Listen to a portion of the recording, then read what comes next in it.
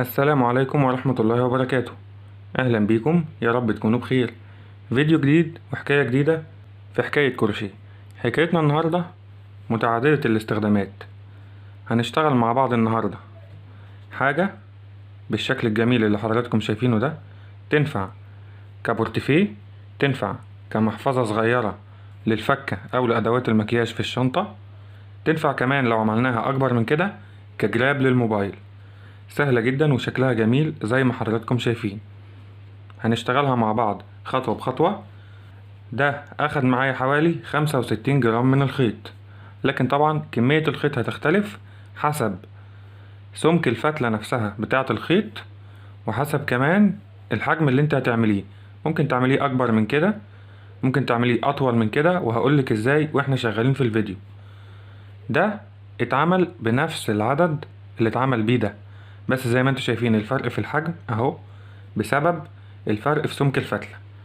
هنشتغلوا مع بعض خطوة بخطوة. بس قبل ما نبدأ، لو لسه ما اشتركتوش في القناة اشتركوا في القناة وفعلوا الجرس واختاروا الكل علشان يوصلكم كل جديد. ويا رب فيديو النهاردة يعجبكم. هنقول بسم الله الرحمن الرحيم. وانا النهاردة ان شاء الله هشتغل بخيط السلسلة.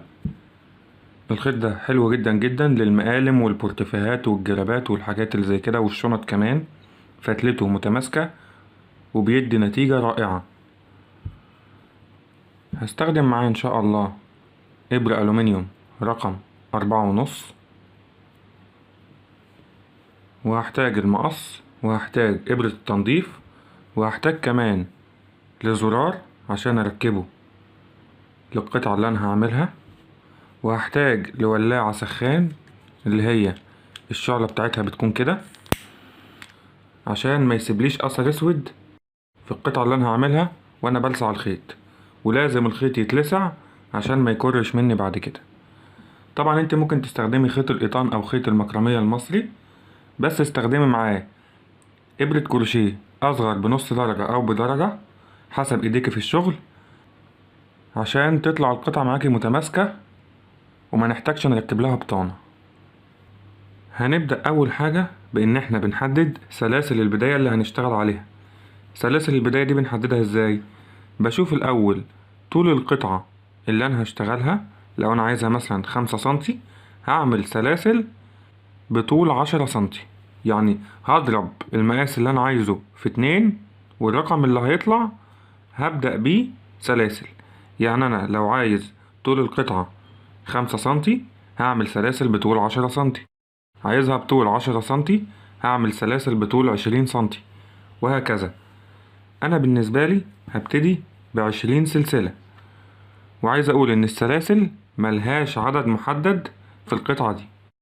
هبتدي أعمل عقدة البداية، هسيب مسافة من الخيط، هلف حلقة على الهوا بالشكل ده، أدخل بالإبرة جوه الحلقة، اخد من الخيط واطلع واشد الطرف القصير ده كده.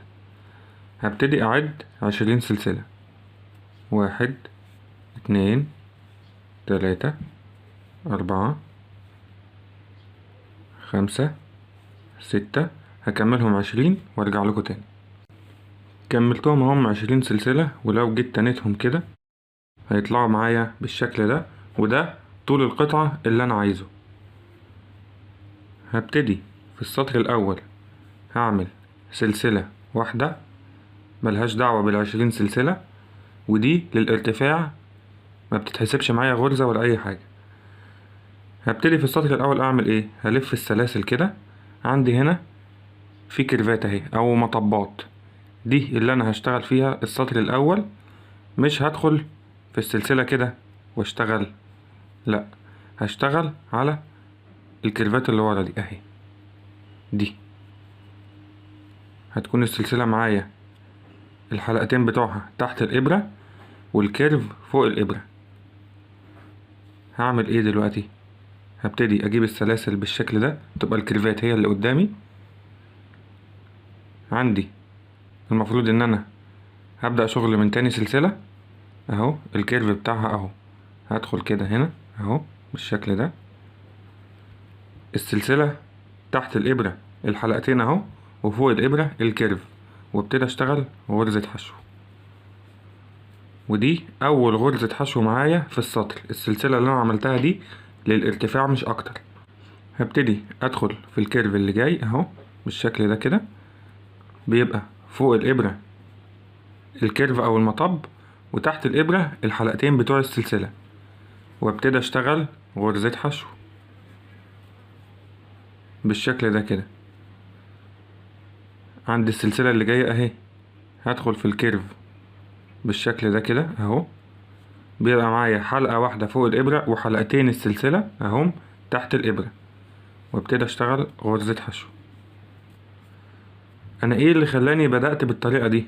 عشان الشكل ده، بصوا طالعة معايا زي الناحية دي بالظبط، مفيش اي فرق، وده هيساعدني وانا بقفل القطعة بتاعتي. هبتدي ادخل في كل كيرف من الكيرفات اللي عندي واشتغل غرزة حشو. طب غرزة الحشو انا بعملها ازاي؟ معايا لفة على الابرة، هدخل كده في المكان اللي انا هشتغل فيه، اخد من الخيط واطلع، بيبقى معايا على الابرة لفتين، اخد من الخيط واطلع منهم، وهبتدي ادخل في كل كيرف واشتغل غرزة حشو لحد ما اخلص كل السلاسل اللي عندي حسب العدد اللي انت بدأت بيه بالشكل ده كده. انا شغال بنفس الطريقة، فاضل عندي غرزتين اهم هعملهم معاكم عشان افكركم بطريقة شغل السطر الاول. انا بدخل في الكيرف اللي ورا ده اهو كده، بيبقى معايا حلقتين السلسلة تحت الابرة والكيرف او المطب فوق الابرة، واعمل غرزة الحشو، واخر غرزة معايا اهي هبتدي ادخل كده واعمل غرزة الحشو الاخيرة. بقى معايا السطر الاول بالشكل ده. لو جيت بصيت على سلاسل البداية هلاقي شكلها معايا كده، وده اللي خلاني بدأت بان انا اشتغلت في الكيرفات. بصوا مفيش فرق بين فوق وتحت. وانا شغال لازم اعد الغرز عشان اتأكد من العدد. انا دول معايا 20 غرزة اللي هم العدد اللي انا بدأت بيه. هبتدي في السطر التاني هعمل ايه؟ هلف الشغل الناحية التانية. طبعا احنا عارفين ان المفروض غرزة الحشو ارتفاعها سلسلة، لكن لما شرحنا غرزة الحشو للمبتدئين انا ما برتفعلهاش سلسلة وبيكون شكلها معايا اجمل. هبتدي ارفع الابرة سنة بسيطة كده وادخل في نفس المكان تحت الحلقتين اعمل غرزة حشو، وده بيحصل معايا في اول غرزة واخر غرزة بس في السطر. يعني اول غرزة واخر غرزة في السطر بشتغل فيهم غرزة الحشو تحت الحلقتين. بقية الغرز اللي في النص بشتغلهم في الحلقة الخلفية بس اللي هي دي اهي. انا عندي غرزة الحشو اهي فيها حلقتين، الحلقة اللي ناحيتي دي اسمها الحلقة الأمامية أو الفرونت لوب، الحلقة اللي من هناك دي اسمها الحلقة الخلفية أو الباك لوب. أنا بشتغل في الحلقة الخلفية أو الباك لوب. هبتدي أدخل بالإبرة هنا حلقة واحدة بس معايا على الإبرة وأعمل غرزة حشو. هدخل كده في الحلقة الخلفية وأعمل غرزة حشو بالشكل ده أهو. بدخل في الحلقة دي بس بيبقى معايا، بصوا الحلقة دي بتبقى بارزة اهي، الحلقة اللي أنا سبتها بتبقى بارزة قدام اهي، وأعمل غرزة حشو بالشكل ده كده. هدخل كده اهو في الحلقة الخلفية وأعمل غرزة حشو بالشكل ده كده اهو.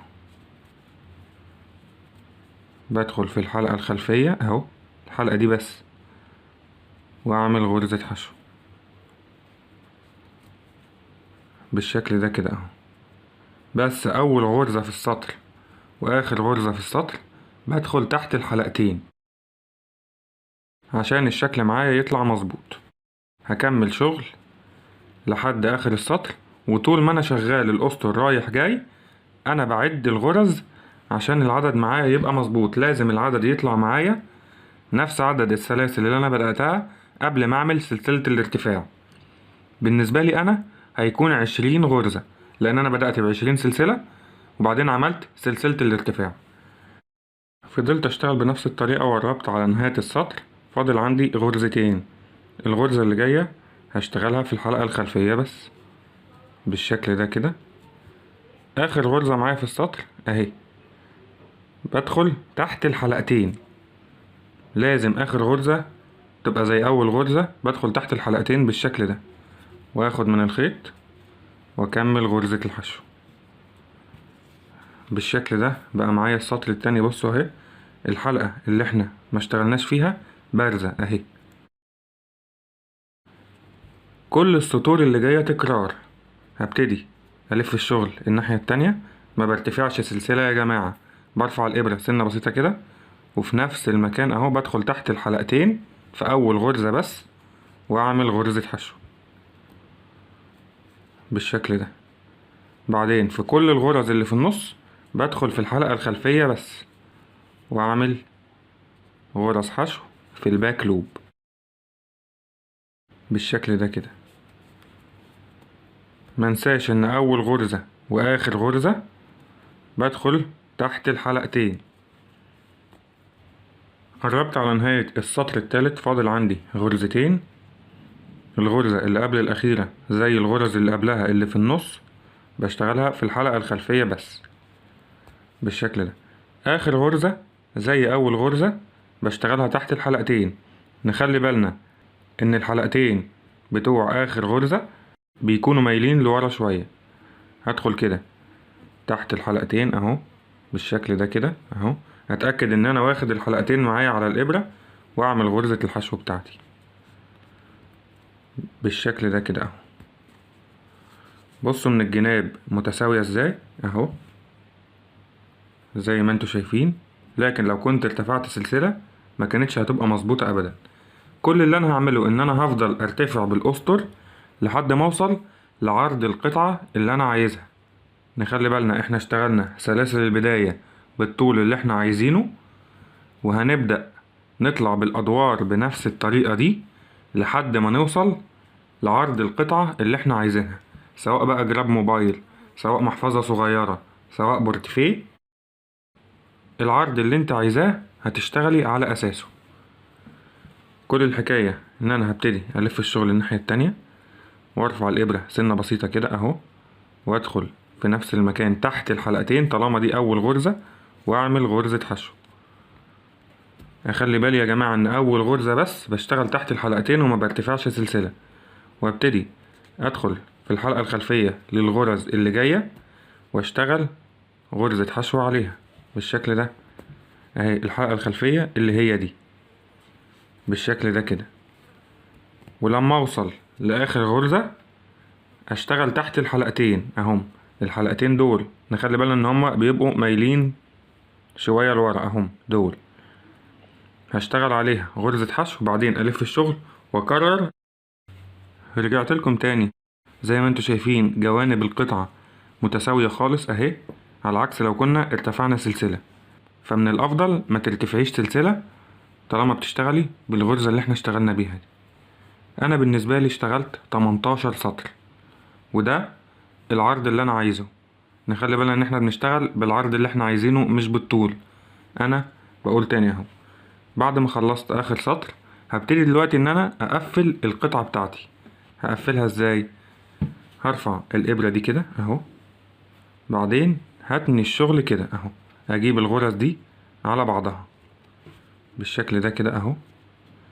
هدخل الابرة من الناحية دي في اول غرزة بالشكل ده كده اهو تحت الحلقتين دول، بعدين اخد الحلقة دي بالشكل ده اهو كده واسحبها من هنا بالشكل ده كده. انا كده قفلت اول غرزة مع اول غرزة. هبتدي اعمل سلسلة، بعدين كل غرزتين قدام بعض هاخد الحلقة اللي برا منهم. يعني ايه الكلام ده؟ يعني هاجي على الغرزة اللي جاية هدخل في الحلقة دي كده اهو، وفي الغرزة اللي قدامها اللي هي دي هاخد الحلقة اللي برا بالشكل ده واعمل غرزة منزلقة. هاخد من الخيط واطلع بيه من الحلقتين وكمان من اللفة اللي على الإبرة. تاني الغرزة اللي جاية بدخل في الحلقة الأمامية، الغرزة اللي قدامي باخد منها الحلقة الأمامية بالشكل ده كده.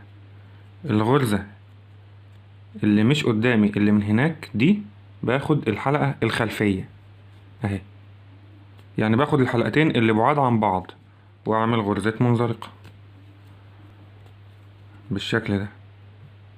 الغرزة اللي بعديها اهي، هدخل هنا في الحلقة الأمامية مع الحلقة الخلفية دي واعمل غرزة منزلقة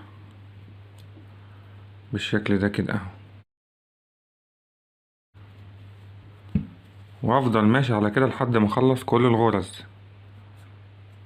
عشان كده انا لما بدأت شغل في القطعة اللي انا بشتغلها اشتغلت في الكيرف عشان يبقى سهل عليا ان انا اقفل القطعة بالشكل ده. هفضل شغال بنفس الطريقة اقفل بغرز المنزلقة لحد ما اخلص كل السلاسل اللي عندي.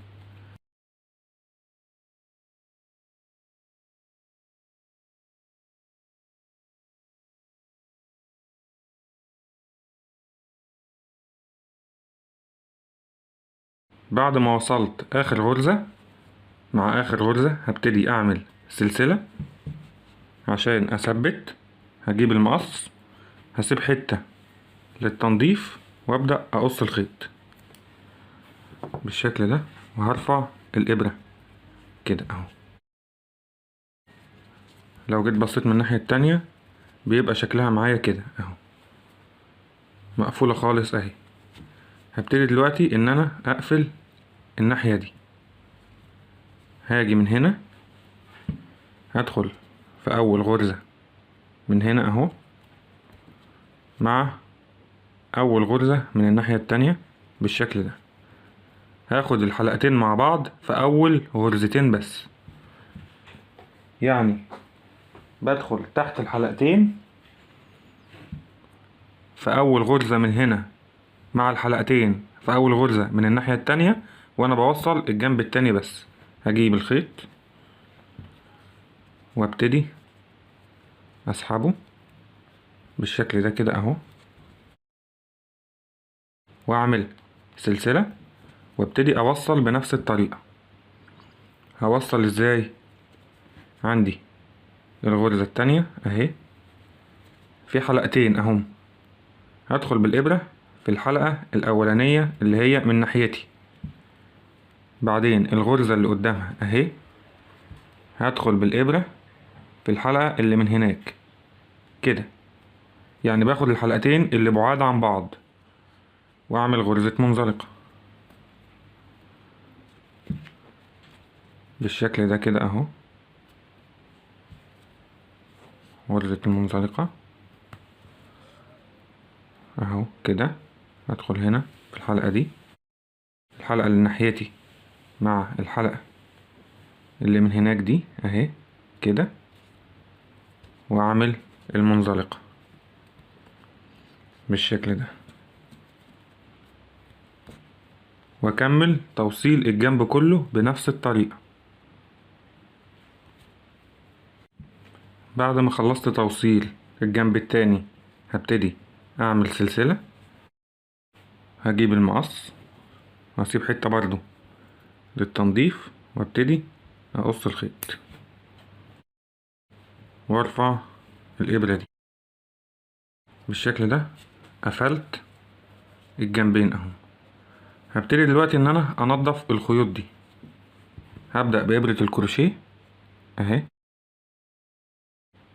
اسحب الخيط اللي هو ده بين الغرز اللي انا وصلت بيها بالشكل ده كده اهو. هبتدي اسحب الخيط كده اهو، اجيب الخيط كده واسحبه بالإبرة بالشكل ده اهو. هفضل اسحب فيه كذا مرة لحد ما يتثبت كويس اهو كده اهو. بالشكل ده. بعدين بعد ما سحبته هبتدي اعمل العقدة عشان يثبت كويس بالشكل ده، واسحبه مرة كمان بعد ما عملت العقدة عشان اضمن انه ثابت معايا بالشكل ده اهو كده كده اهو. هجيب المقص،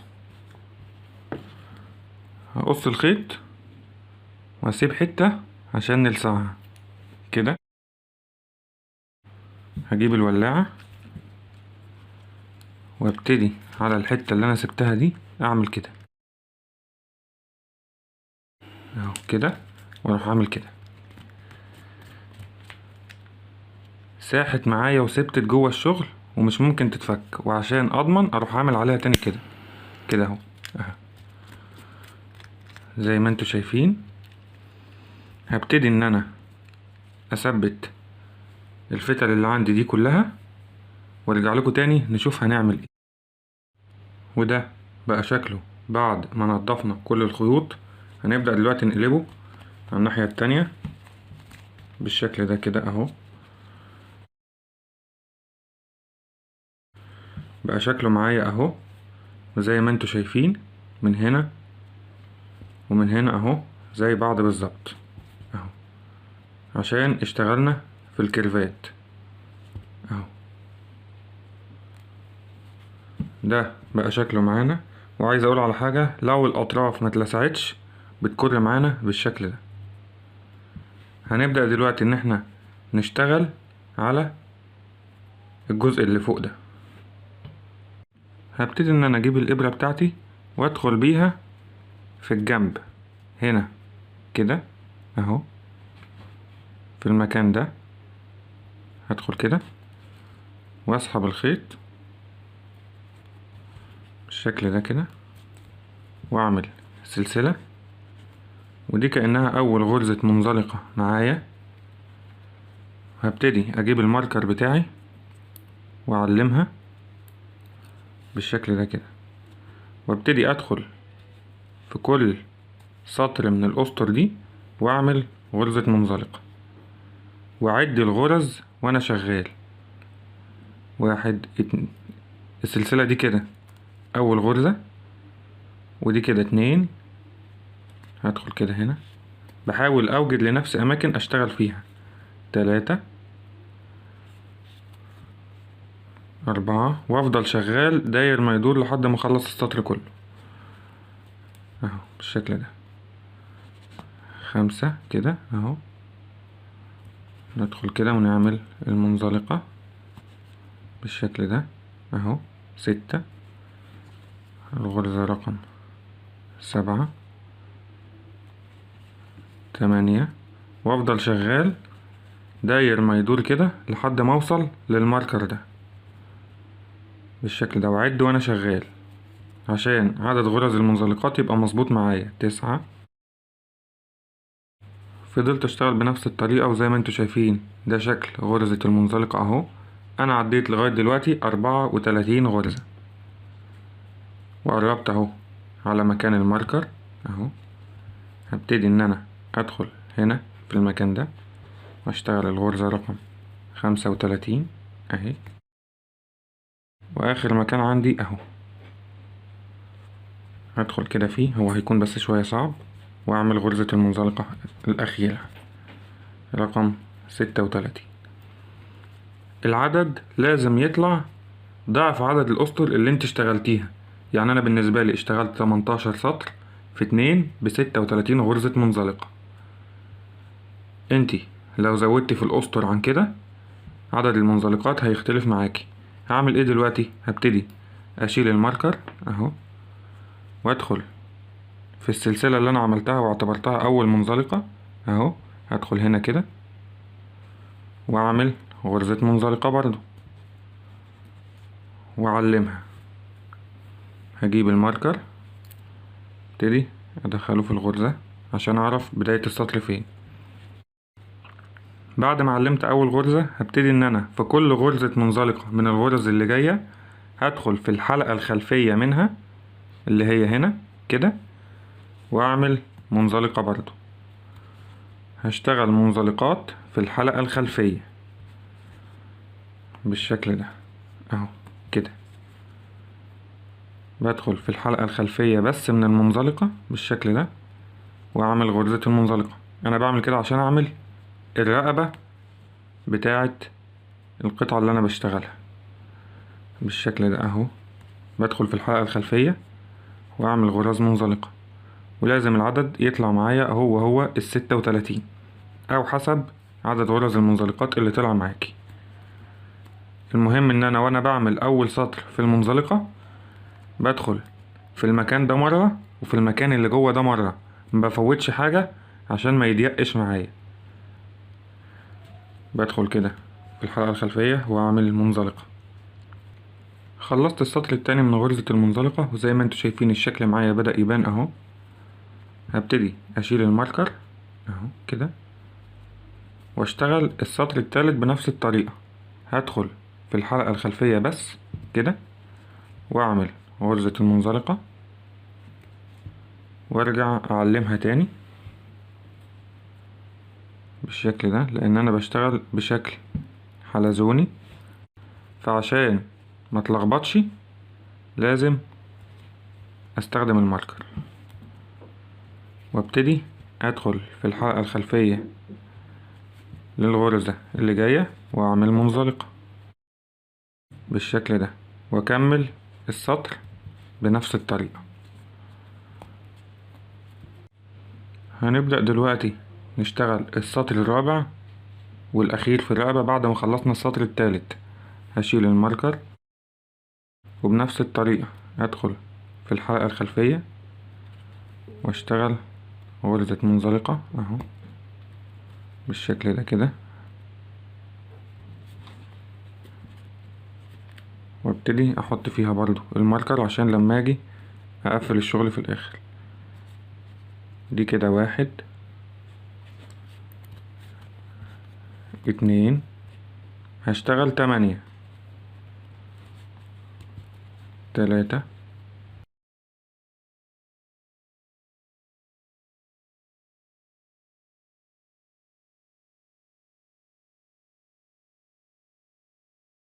والغرزة رقم 8 بالشكل ده. وصلت تقريبا للنص هنا اهو، قبل النص بسنة بسيطة. هبتدي اعمل سلاسل، هشتغل 13 سلسلة 1 2 3 4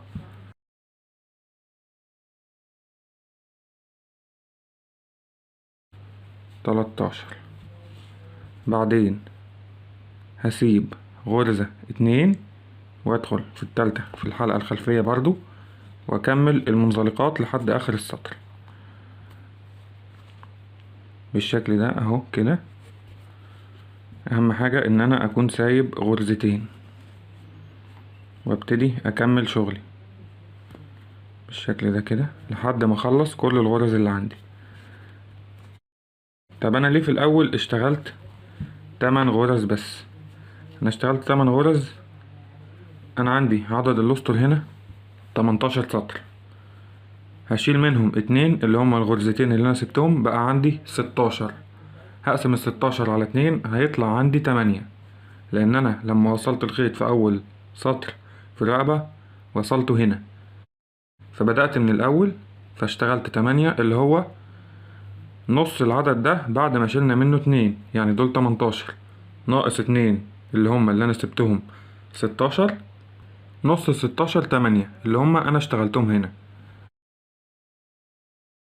وابتدي ان انا اشوفها كده، يعني انا بالنسبه لي اشتغلت 13 سلسله، هشوفها كده هل مظبوطه ولا هتحتاج ان انا ازود سلاسل تاني. ممكن بالنسبه لك انتي خيط السلسله اللي عندك يكون ارفع من ده او اتخن من ده، فعدد السلاسل ده هيختلف معاكي، لكن بالنسبه لي انا ال13 سلسله مناسبين جدا. هبتدي ان انا اكمل شغل عادي، غرز منزلقات في الحلقه الخلفيه لحد ما اوصل لاخر غرزة. وصلت هنا لنهاية السطر الرابع، وزي ما انتوا شايفين الرقبة شكلها حلو جدا اهو، وشكل القطعة نفسه جميل. ممكن بقى تستخدميها كجراب موبايل، كمحفظة صغيرة، كبورتفيه صغير. ممكن تستخدميه كمان للفلوس الفكة ويبقى في الشنطة. زي ما انتوا شايفين شكله حلو جدا اهو.